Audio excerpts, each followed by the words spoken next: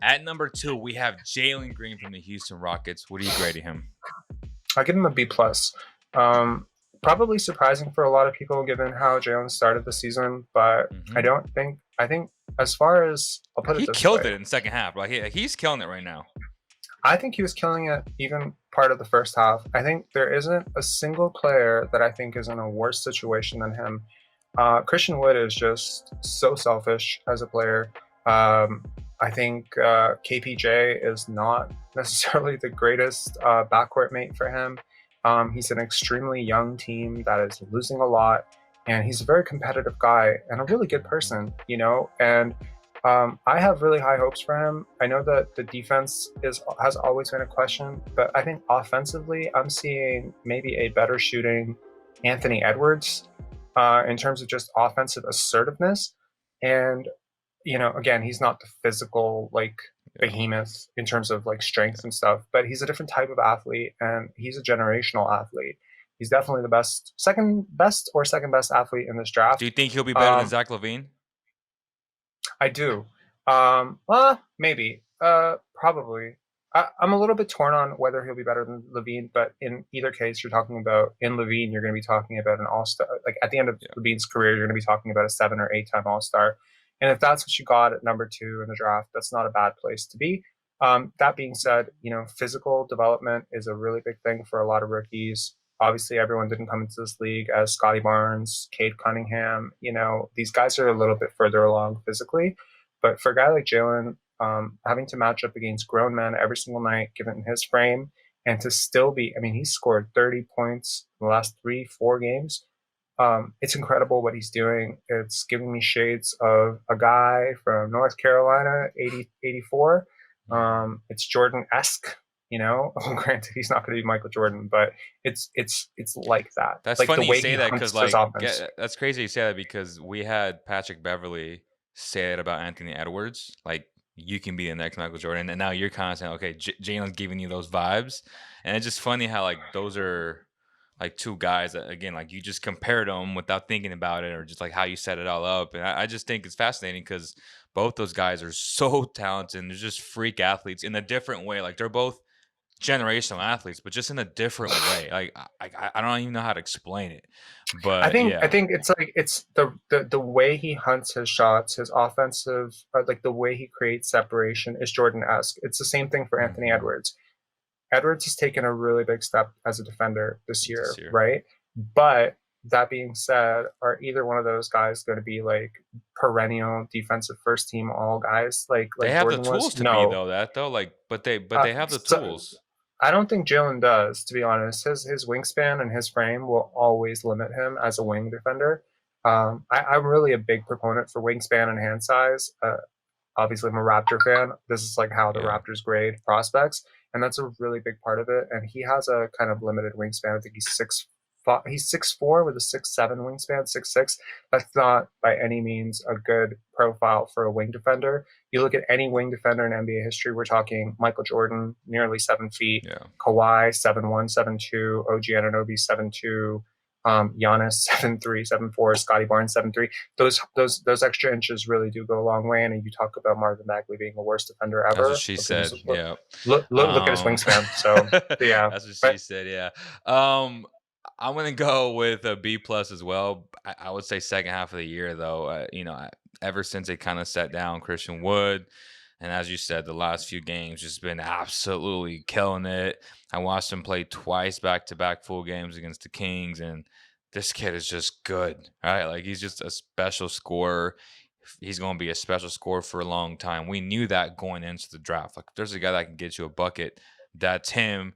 I'd put James Bucknight right next to him as well once he gets his chance to shine. But Jaylen Green is that dude that's going to get you a bucket in a timely manner in crunch time. So I'm going to give him a B plus for the season. I think his future is bright.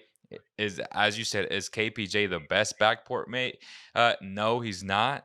I think KPJ is really good as well. I just think those two may not mesh, projecting them down the road. But mm, then, selfishly speaking, like it could work if they put their egos aside, which I don't think will happen.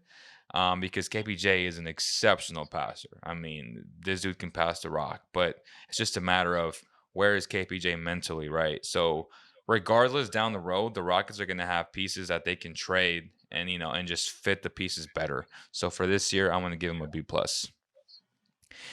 I think mental is like 90% of the game, to be honest. That's why I have such high hopes in Scotty, and that's why I don't have such high hopes in Jalen Suggs. It's like that was my entire. Here This we is another go.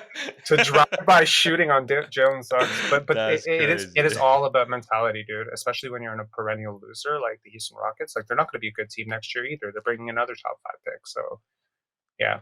At number one, we have Cade Cunningham from the Detroit Pistons. What are you grading him, Rob? I want you to go first on this one. Okay, so for me, I had a number one on my draft board. Everybody knows that. I really wanted to put Scotty at number one, but I'm like, I'm gonna get ridiculed. They gonna put me on a cross. So I didn't. I put Cade there. I think in terms of passing, I may get some hate for this. I think they're right there. I think Cade gets to, has more exposure because he has the ball much more in his hands. But Scotty Barnes is like a hell of a basketball passer. And he doesn't get the credit for it nationwide, right? But Cade Cunningham, great passer.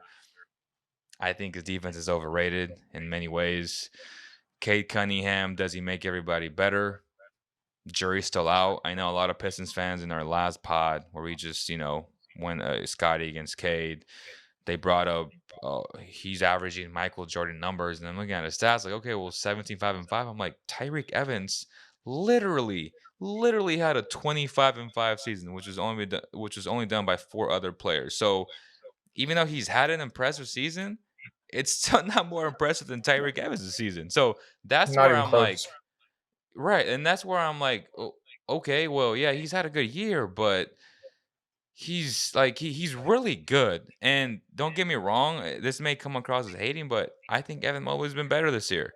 And That's I'm gonna stick to that. But that's if not I even. had to It's not even grade him, close. are you agreeing or disagreeing with me? No, I'm saying it's not even close between those two players. Like they're worlds apart in terms of impact.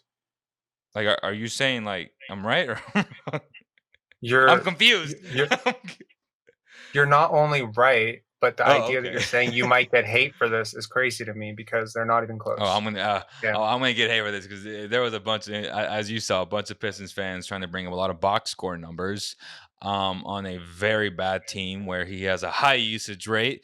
So yeah, I love Cade. I think Cade's gonna be an all star for many years to come, but he needs to be more efficient. And if they want to just throw it out like, "Oh, winning doesn't matter," like, "Oh," I'm like, "Yeah, winning does matter." They're like, Well, when has winning mattered with Rookie of the Year?" I'm like, always. It's just a matter that most Rookies of the Years are always on bad teams. It just happens that this year's Rookie of the Year and Scotty Barnes is on a good team, and he made that team better. So overall, I'm gonna give Cade a B plus. okay. I will give him a C, and I'll tell you why. Okay, so Okay. I also had Cade number one on my board, and I'll tell you why. I had him number one on my board because I didn't watch him play enough in college, because I couldn't watch him play. It was hard to watch that team play. It's a very ugly brand of basketball, and I didn't want to watch them, so I didn't. I ended up watching a lot more FSU and Gonzaga.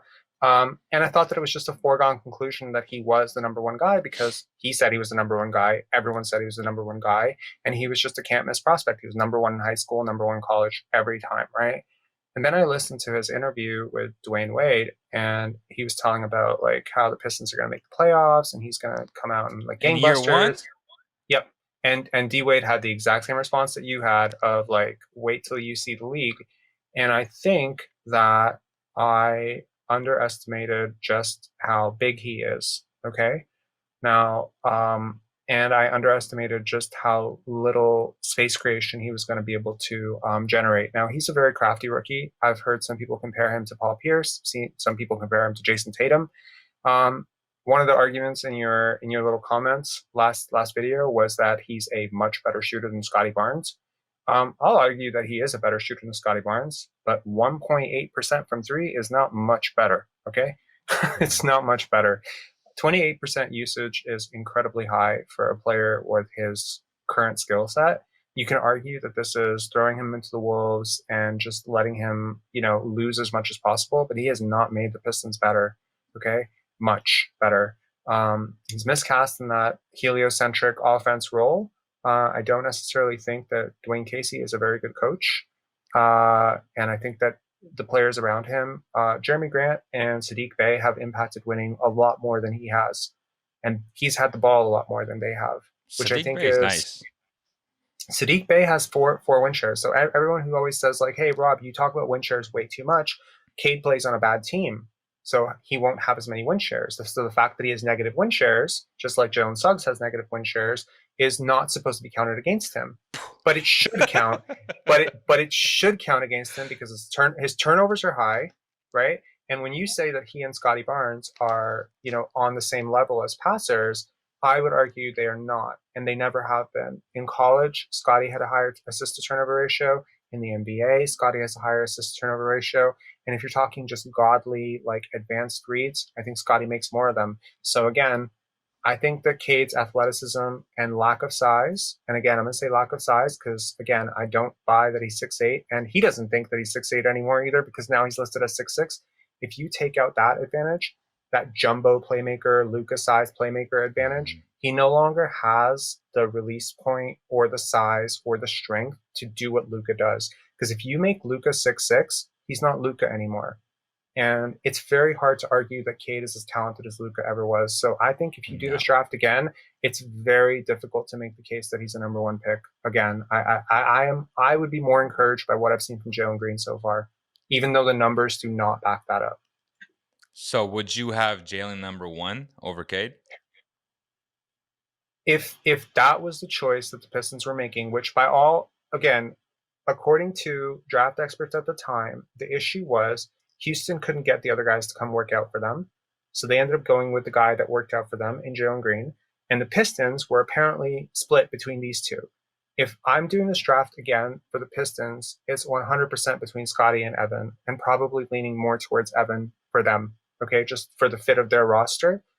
Um, I but if they have to redo it between Jalen and Cade, I would bet on the upside, athleticism, and alpha scoring of Jaylen Green over this heliocentric, very, very, very, very, very inefficient poor man's James Harden, which I just don't think he has that Do you ability. think he'll be I an could all be. star? I think he'll be an all-star because the numbers will always lend themselves. He does a lot of things that generate like box score numbers.